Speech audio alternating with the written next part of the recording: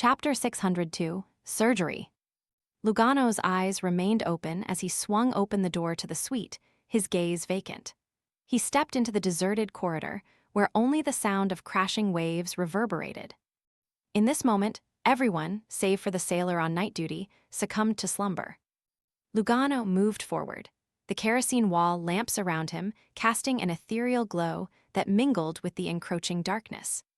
He reached the end of the floor and halted in front of a vivid vermilion wooden door. Creak, the door groaned open, and the darkness within seemed to swallow every trace of light. Lugano traversed the obscurity with a blank expression, entering the room. Behind him, the vermilion door was pulled shut by an imperceptible force. It was a suite.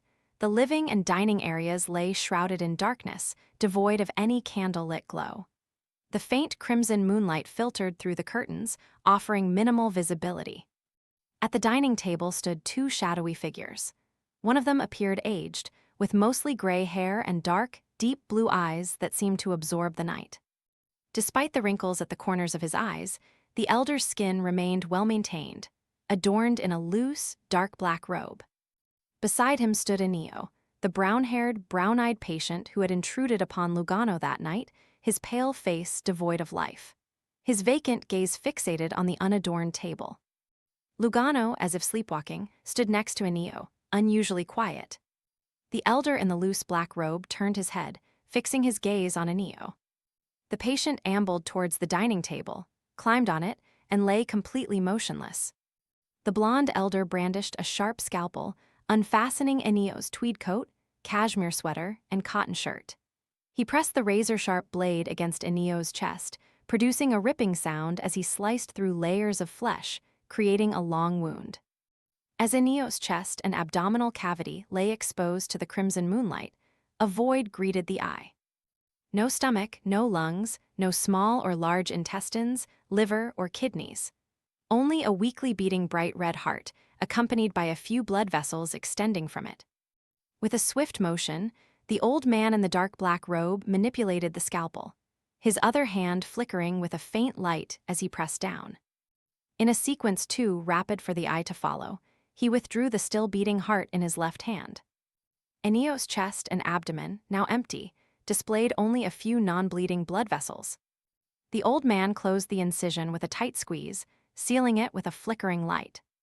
Enio's stomach returned to its original state, devoid of any scars. Throughout this extraordinary procedure, the special patient's eyes remained open, as if untouched by the surgical ordeal. In that moment, he rolled off the dining table, ambled to the door, and exited the room. The old man opened his suitcase, revealing glass jars containing pale amber liquid, each cradling various organs: spleen, lungs, liver, kidneys, stomach, and intestines. Placing these items on the dining table in a peculiar order, surrounding the still gently beating scarlet heart, the old man in the loose black robe took a step back. He recited an ancient, malevolent, yet strangely intimate language. As the unknown murmur resonated, the internal organs ascended slowly, upheld by an invisible force. Their final positions varied, resembling the internal organs of a standing human. The heart, liver, spleen, lungs, and kidneys emitted a faint glow simultaneously, outlining a form on the dining table. It lacked a head, limbs, or bones, merely a corporeal essence that grew more defined. A baby's cry echoed, faint yet tangible. However, the body distorted, squirmed, and disintegrated in the end. The old man in the loose black robe sighed with regret. Strangely, the wrinkles at the corners of his eyes were noticeably reduced, and much of his white hair had reverted to light gold. In an instant, he appeared 7 or 8 years younger. Sensing his good condition, the elder turned his attention to Lugano. Lugano, seemingly summoned, approached the dining table and lay down, awaiting with open eyes. The elder unbuttoned Lugano's linen shirt, took up the scalpel, and gestured as if deciding where to make the incision. Suddenly, a loud bang reverberated. The vermilion door swung open, crashing into the wall.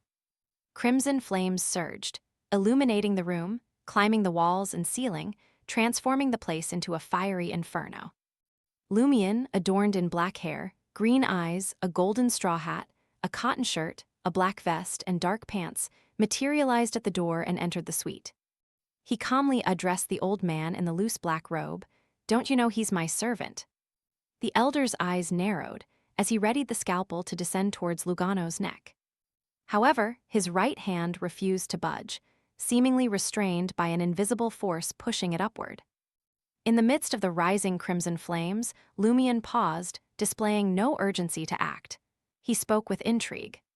"That surgery was quite fascinating, extracting internal organs while leaving the person alive, albeit gradually dying. And you used those organs for a ritual, rejuvenating yourself. Meanwhile, you nearly brought forth a peculiar life form."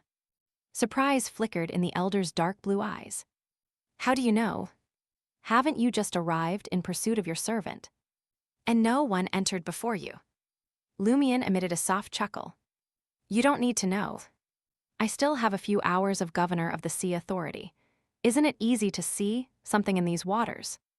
Sensing Lumion's confidence, certainty, ease, and absence of hostility, the elder fell silent briefly before expressing, "Life is the most precious, so life becomes the finest sacrifice and ingredient." He refrained from divulging details about the surgery or ritual, choosing instead to expound on his philosophy and the truth he sought. Praising and blaspheming life simultaneously. Lumion arched his eyebrows, finding it vaguely reminiscent of Lady Moon, Madame Night, and the bestowed of the Great Mother. Carefully assessing the black-robed elder behind the dining table, Lumion, upon confirming his gender, temporarily set aside his sudden anxiety. Gazing down at the motionless Lugano on the dining table, Lumion casually inquired, "How did you control my servant?" The elder fixed Lumion with a penetrating gaze, as if probing the depths of his intentions. He pondered, weighing the decision to preach the truth or engage in a confrontation to eradicate the issue. After a brief silence, he spoke in a resonant voice. "He's a blessed of the Great Mother. He heard the cries of the Son of God." Great Mother, Lumion's scalp tingled at the term. Had it not been for the sea governor's authority, Lumion would have launched a full-scale attack without allowing the elder a moment to react or explain. Regardless, even if he eliminated the elder, spirit channeling remained a viable option. Moreover, the elder could be fed to Ludwig. Though taken aback by the elder's possible reference to Lugano as a blessed of Earth Mother, Lumion swiftly dismissed the apparent meaning. He was certain that Lugano was human and harbored no unusual bloodlines. Following Lugano's injury at Salo Motel, Jenna collected his splattered blood and conducted magic mirror divination according to Lumion's subsequent instructions. In an instant, Lumion deciphered the elder's true meaning.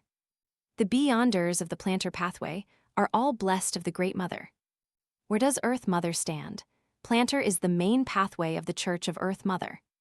Could it be the Great Mother reigns over multiple pathways, akin to the Celestial Worthy and Mr. Fool, Planter and Sower? The names bear a striking connection. As Lumion's thoughts raced, his focus intensified on the existence of the Son of God. Cordu's empty infant cradle and the honorific title of Lady Moon nurturing a deity flooded his mind. Damn it, why is it that the Great Mother seems entwined with children, sons of God, and babies? Does that entity have a penchant for offspring? Lumion smirked superficially. It seems your Son of God hasn't truly been born. The old man in the loose black robe suddenly became fervent. He's already born in the spirit world, but he's yet to step into the real world. Don't you see? Just revealing his form made me a few years younger. If he were truly born, I'd instantly regain my youth. Who knows what malevolent creation you've unleashed? Lumion criticized and said, "You plan to shape the Son of God's body with just this fragment of life." The elder was taken aback. This is a ritual bestowed by the Great Mother's revelation. It's undeniably effective. Lumion smiled. That Enio is unmistakably an ordinary person. The ritual's effects won't bode well. If it were a Beyonder with a robust life force, the outcome might be entirely different. The elder instinctively concurred. Indeed, that's why I intended to examine your servant's internal organs. At this juncture, the elder halted, casting a wary glance at Lumion. With a beaming smile, Lumion proposed, Have you ever thought of sacrificing your own internal organs? If you don't offer yourself as a sacrifice, how can you showcase your devotion to the Great Mother and your reverence for the Son of God? Don't fret, the Son of God will revive you and bestow youth upon you. As he concluded his words, a dark green light condensed in Lumien's right hand.